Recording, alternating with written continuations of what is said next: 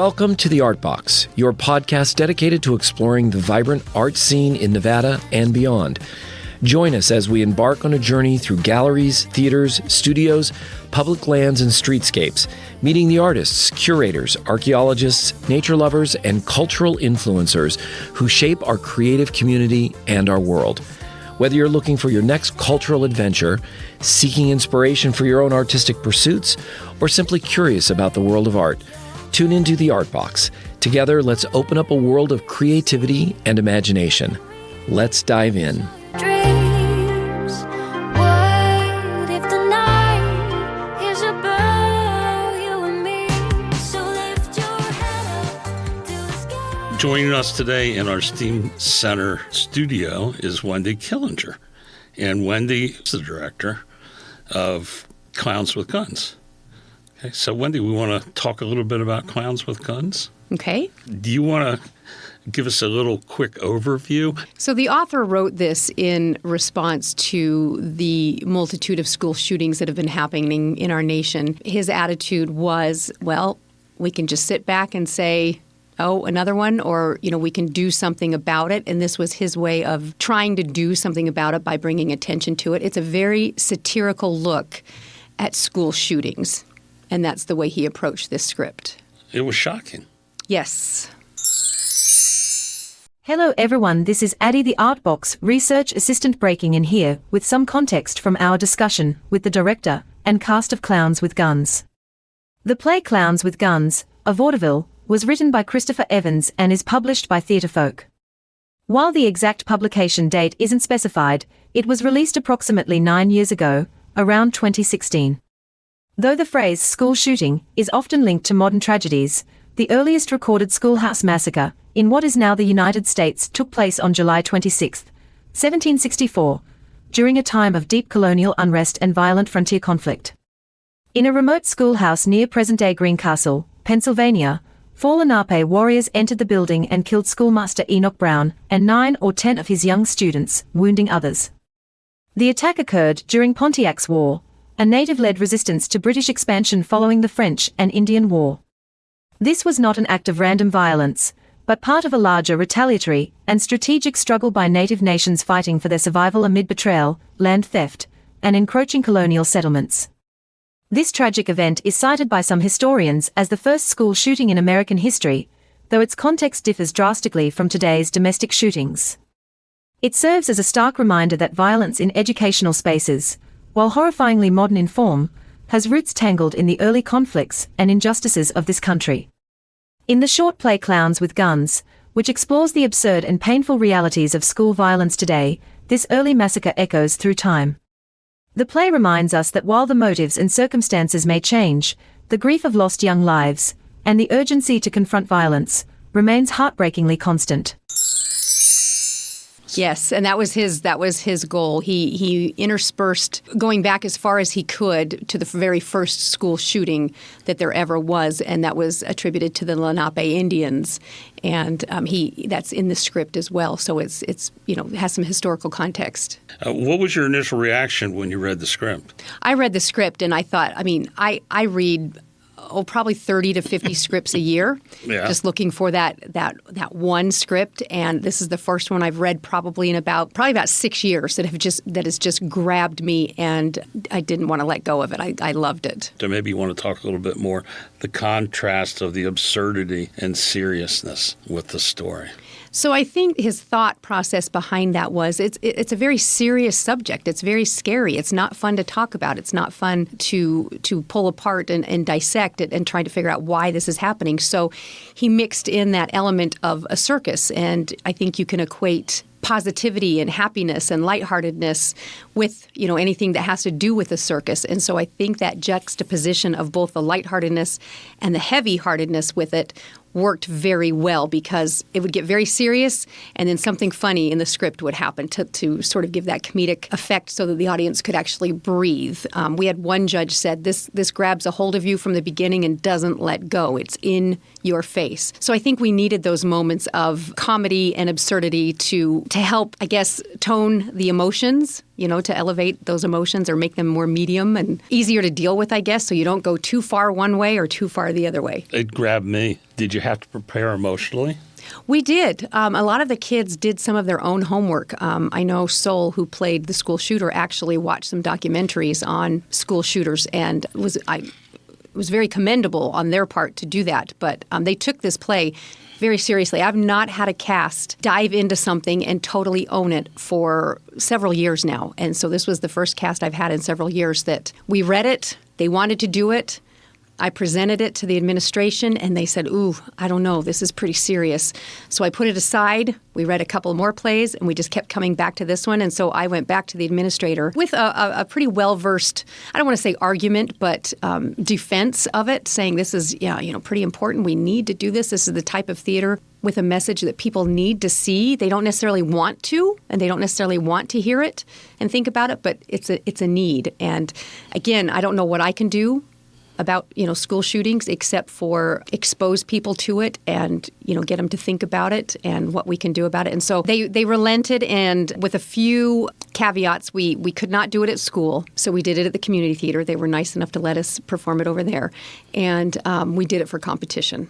But they let you do it. They but let you us just do couldn't it. Do it at Yes, they were afraid of some pushback. They were afraid of some complaints, but we didn't get a single complaint. I sent a letter home and a script home with every cast member. Oh, did you? I did. Oh, okay. And great idea. I said, I need your parents' signature. I need them to know what this is about. And there's no language. There's no anything inappropriate. It's just the subject matter is so serious. Were there any moments during rehearsals that stand out that maybe were funny or horror? Lots of funny things. I mean, we did have fun with it too, but we we got pretty deep.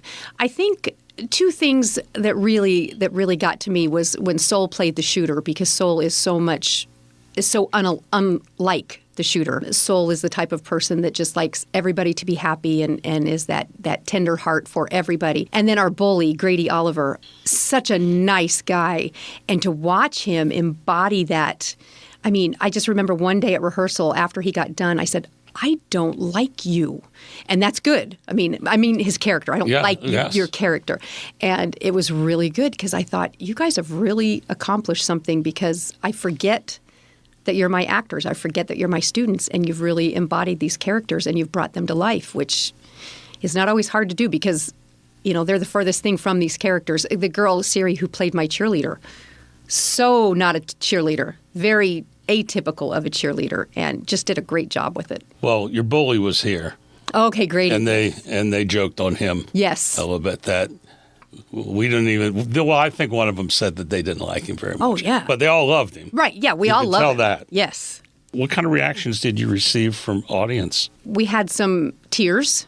We had some audible crying for any time we performed it, especially at regionals. Students were just in shock a little bit, in awe. And we didn't do it for the shock value, but again, it was that script that is just sort of in your face. So we did have some tears. We had some tears from adults, and it was satisfying in a way because we got that message across. Okay. How about, did you hear anything from your peer directors? And I'm assuming you got to interact with them because you went to competition. Yes. Very, very good feedback. In fact, I got a very, very nice email from a fellow director at our state competition. We did not win state, and the kids could not have performed any better, but this director just said, your kids deserved that win. And she was able to watch all the shows, and she said she talked to several coaches and they felt the same way. But, it was a valuable lesson. We were certainly disappointed. Theater is very subjective. It really hit home with one judge, but two other judges just didn't quite get it. And that's okay. It's sad for the kids. I wanted them to have that moment because they'd worked so hard for it. But most of the feedback we got back was extremely positive, and yes. Yeah, I heard a judge say maybe it was overacted, but personally, I looked at that. Was it overacted? I think it had to be. It was supposed to be. That's the whole point of it. Especially Cameron's part. Yes. They said these characters were way over the top. That was the whole point. Yeah, hello. So, I mean, I can't do anything. The kids couldn't do anything better to make them understand the way it was supposed to be. If we had played those characters as just mediocre, it would have fallen flat. Oh, yeah. It just wouldn't have worked. That's not the way it was supposed to be, so. Yeah. Well, it was clowns. Right.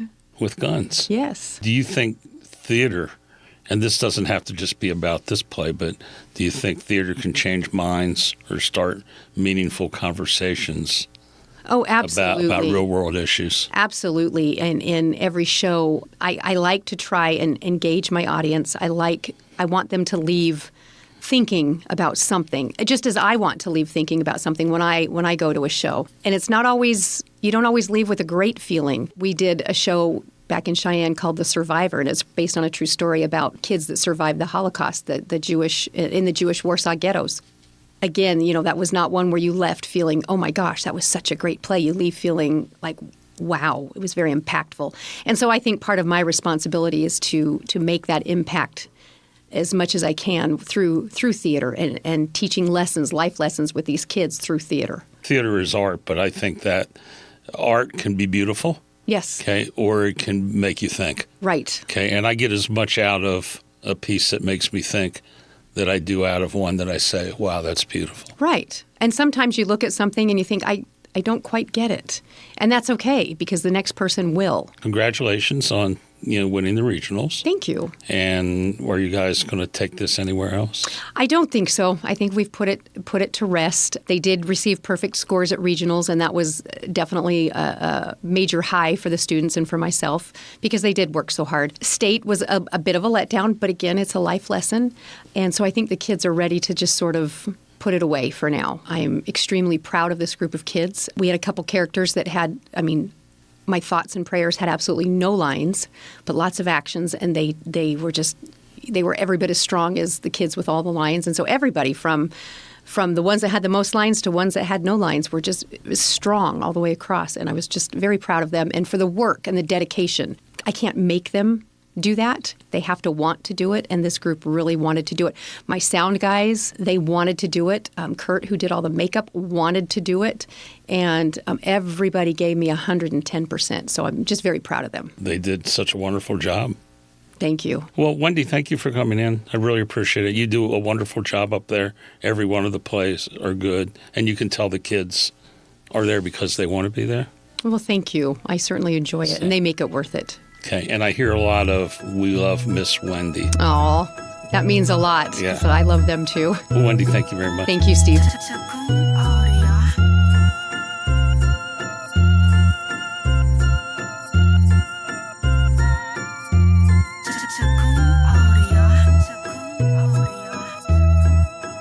Anyway, clowns with guns. Okay. Yeah, clowns with guns. I gotta finish up my notes. So there were these clowns. Get this. Yeah, you got it. How'd you know? Only one clown had a gun. You're so smart. So thank you for tuning in to the Art Box podcast. Oh, is it started? So there was, what was it, 2 months ago? Yeah, I think so. 2 months ago, I went to this. It wasn't just your play. It was a number of things up at the theater. Mm-hmm. And I happened to see your play. I wasn't expecting it. I didn't know anything about it. And I got to tell you, I was shocked. That's a good word. Yeah. You guys, great acting. Oh, thank you. Wonderful acting. And I was like, I bet the school didn't let them put this on at the school. We were not allowed to do it at the school because it had too many dark themes. Yeah. And the school didn't want to be associated with that. It wasn't that they didn't like it or get it. It was that, we didn't want to upset any parents. Or, Yeah. It was that kind of thing. Liability issue. Okay, so I saw it, and I immediately ran up to the front and said, this has to be on our podcast. And I was told, wait until you go to regionals, and then you won regionals, and they said, wait until you go to state. And I don't know who those judges were, but... And then I told you, give me 2 months and we'll get this finally done. Yeah, so here we are. You got the cast, and I just think that you guys were wonderful. And like I said, it was shocking. It was horrifying. It was beautiful. Thank you. All those things rolled into one. Okay, so if you don't mind, I'm going to ask you guys a few questions, and then I will turn it over to Sol. Okay, Perfect. and you guys can say whatever you want. Do you want to give me a quick overview of Clowns with Guns? Why are you looking at me? It should be. What was there? You did write it. I did write an overview. So Clowns with Guns is a satire about school violence in America, specifically gun violence in schools. It was written by Christopher Evans as an exercise in writing absurd and surrealist theater. And basically it it presents itself as this like $2 cheap circus show that you're attending, and within the show you have the MC introducing all these school shooting victims and this shooter that's coming after them. It attacks the idea of school shootings and all the sort of ridiculous things that come within the way that we treat them and all these high school stereotypes that we have, and it's a really deep, moving satire. Okay, what was your initial reaction when you first read the script? Cameron, do you want to go first? Did Cameron? Sure. Did you find it? And I did not. I got the chance to read it last school year with the theater class, but we couldn't put it on because we didn't have enough actors.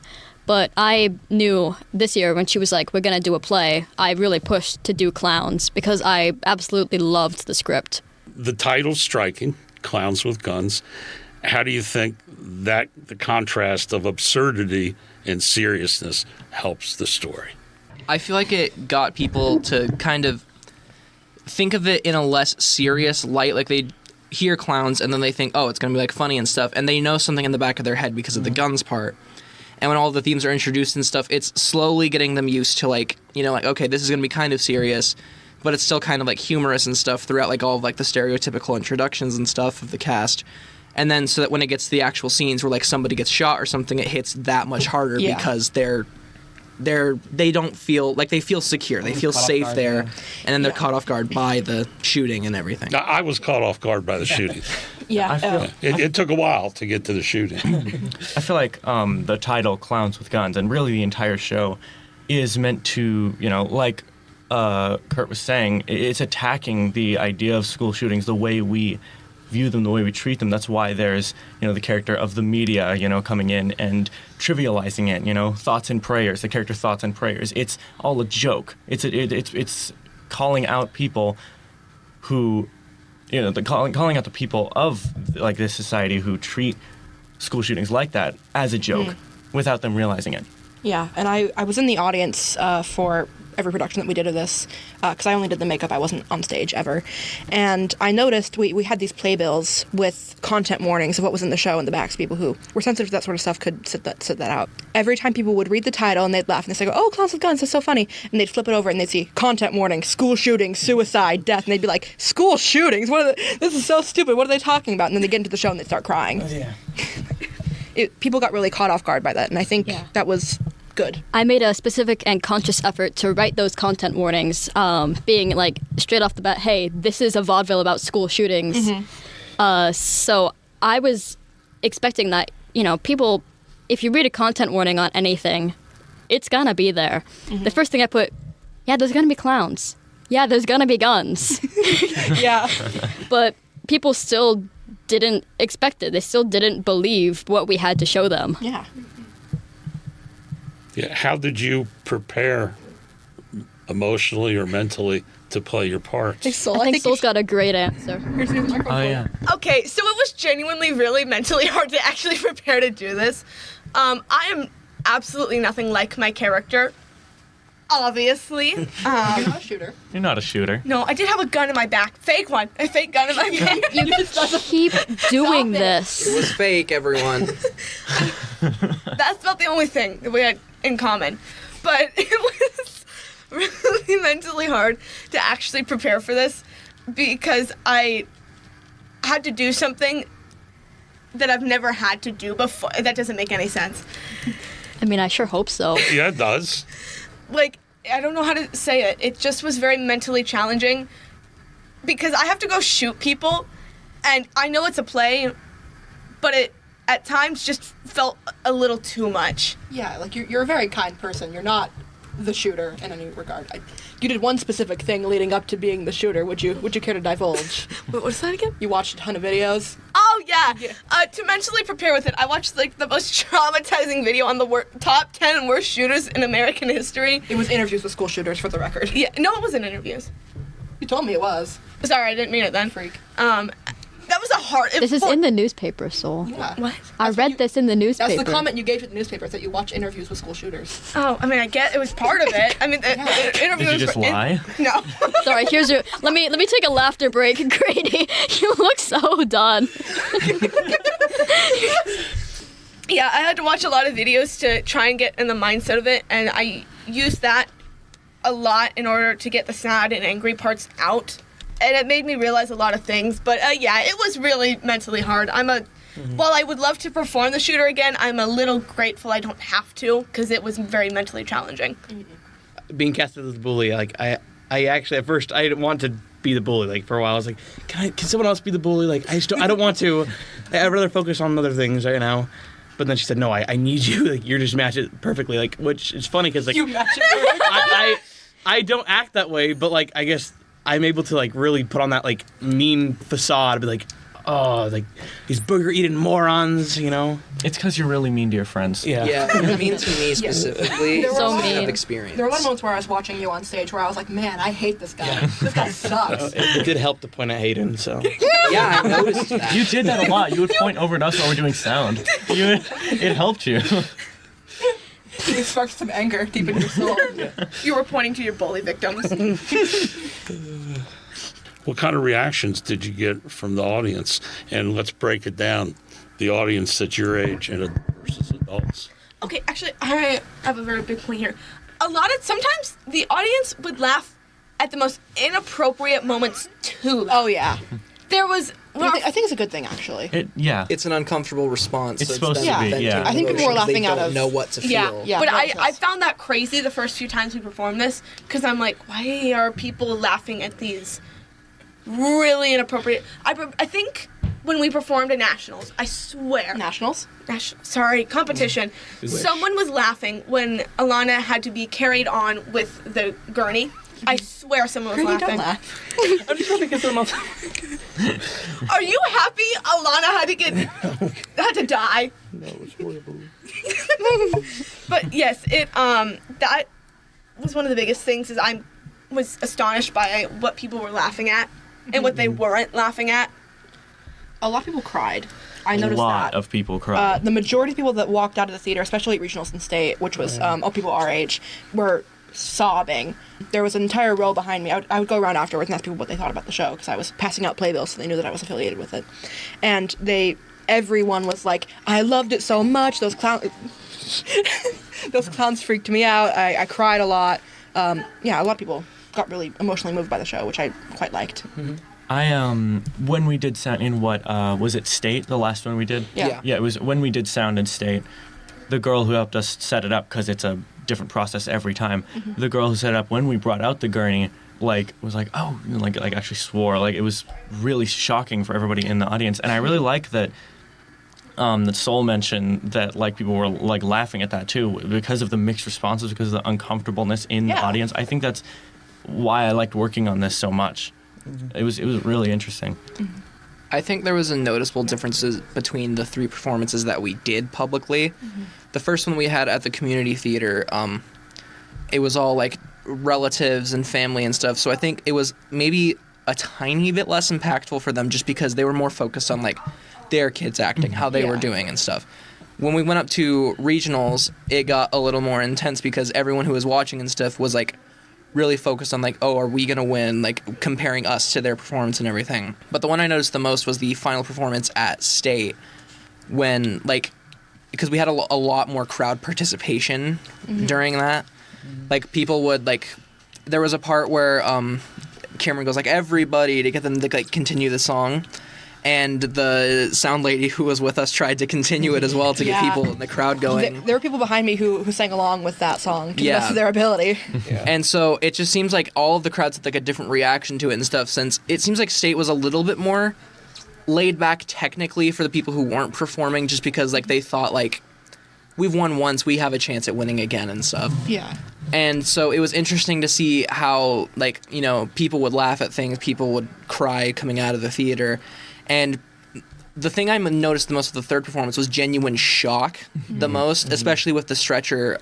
Like Michael was saying, the sound lady was like freaked out. Like she leaned over to me, she's like, how did you guys get a stretcher in here? Yeah. And a lot of people in the crowd like freaked out and stuff. And it was the strongest reaction of shock I had seen out of all three of the audiences. Can I talk about that stupid stretcher for a second?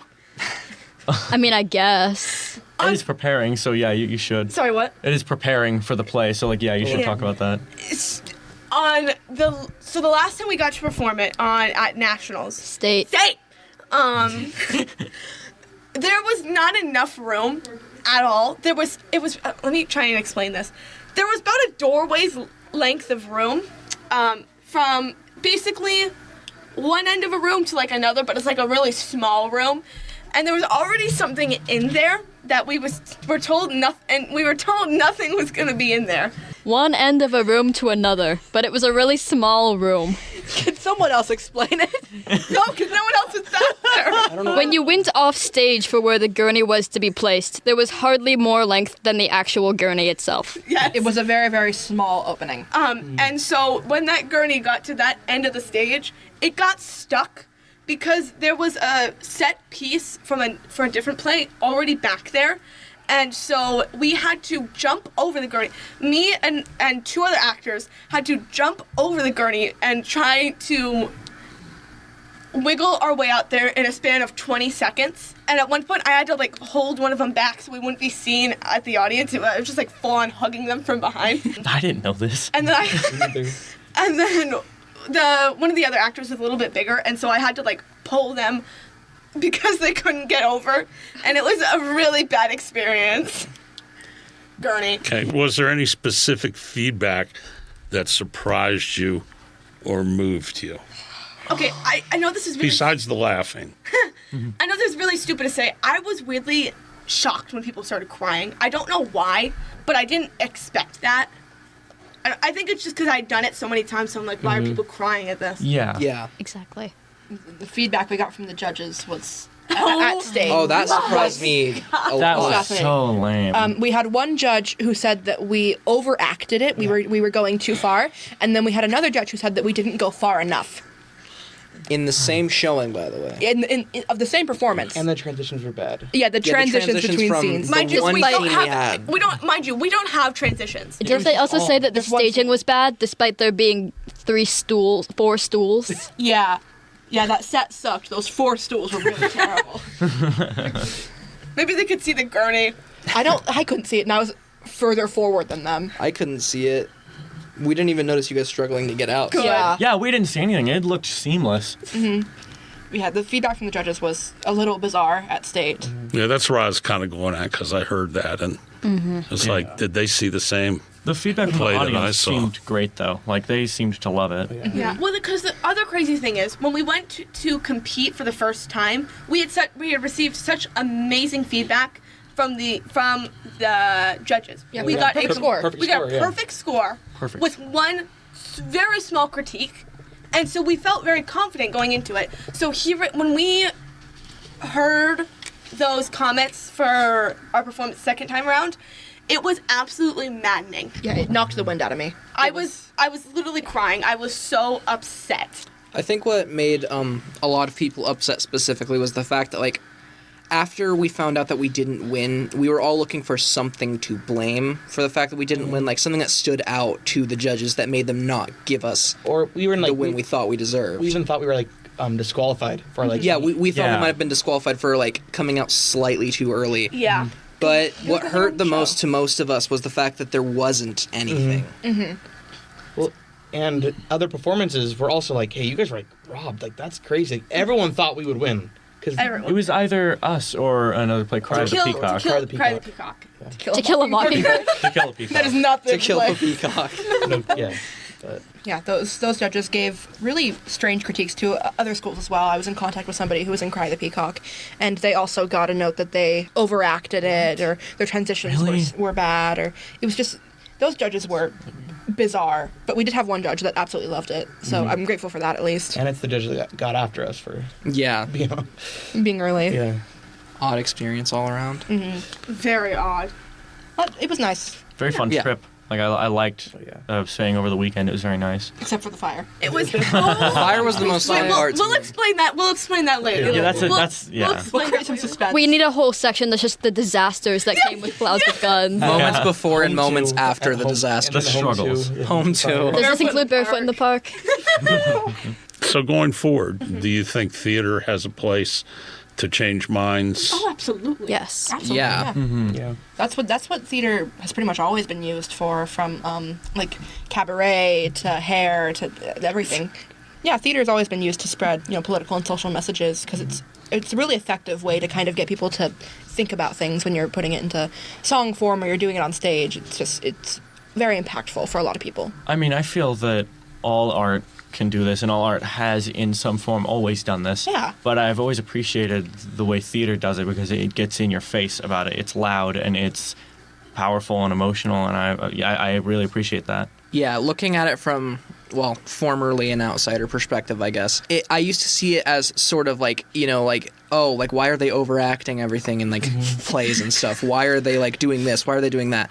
Who would ever, like, cry at, like, a play or something? And then actually experiencing it, I realized, like, because in the public, like, everyone knows that, like, films and TV shows and stuff can get those emotions out of you.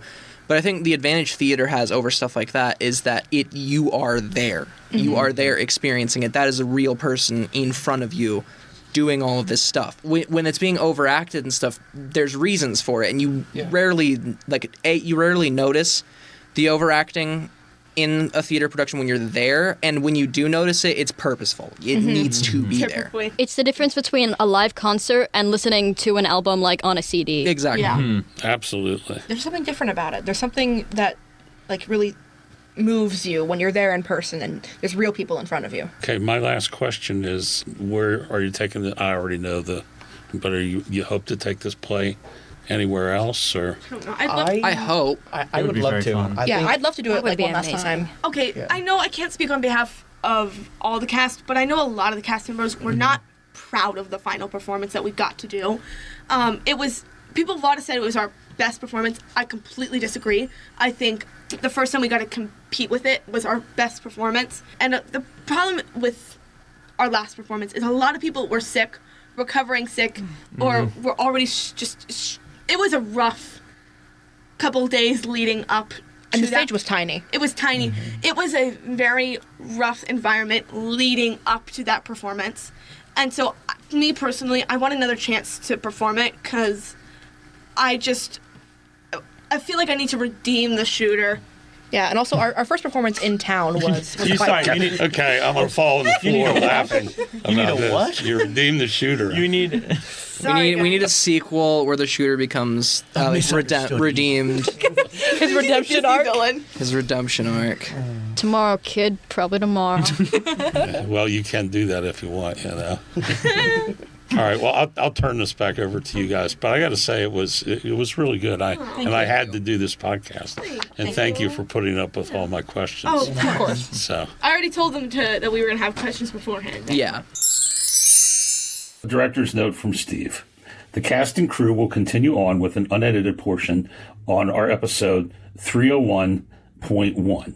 This will end episode 301. Please dive into our next episode to listen to the cast and crew talk about their trials and tribulations and a lot of fun in their production of Clowns with Guns. Thank you for listening. This is Steve for the Art Box. Broadcasting from the Mesquite Works Steam Center in the scenic Mojave Desert, the Art Box sponsors thank you for listening. You can find us on Spotify, Samsung, iHeartRadio, Podchaser, and Amazon Music. Please subscribe so you don't miss an episode. We are on Facebook and Instagram as The Art Box. We welcome all comments. You can email us at artboxvv@gmail.com. The views and opinions expressed on this podcast are those of its hosts and guests and do not necessarily reflect those of our sponsors.